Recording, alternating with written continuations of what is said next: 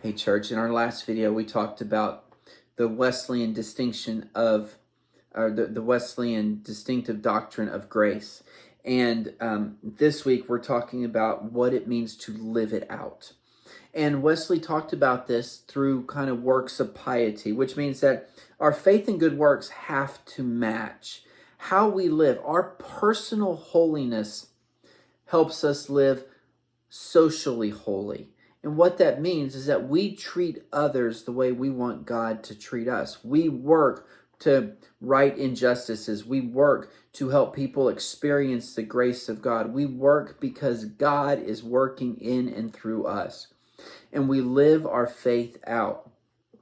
Just like the Apostle James wrote in his letter, faith without works is dead.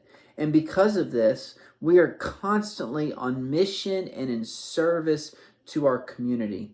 The Methodists have a history of whenever they come into a town, whenever they are involved in a community, or whenever they grow up, the community is always transformed. The community is always trying to build people up. So we have services, we have mission, we live out our life in ministry with those in poverty, with those on the fringes, to help them experience God's always present grace that is with them.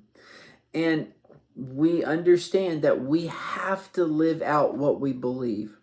It's not just talking the talk. We have to put our feet to what our mouth says. So we have to walk the talk. And because of this, we also understand that we do this as a community. Wesley said that there's no such thing as a solitary religion. It is only a social religion. There is no holiness but social holiness, meaning that we have to live out what we profess. We have to live out what we claim. We have to live out what we believe. And our faith includes a social dimension. So as we grow in our faith, we are seeking to continually to do good works because of the grace that we have received by God through Jesus Christ. That is something incredible. We don't do good works on our own measure or for our own glorification. We do good works because of the grace that we have been offered, because of the grace that we have received, because of the grace that God is living in and through us. So church, I hope this gives a decent explanation about why the world needs the Wesleyan expression of the Christian faith.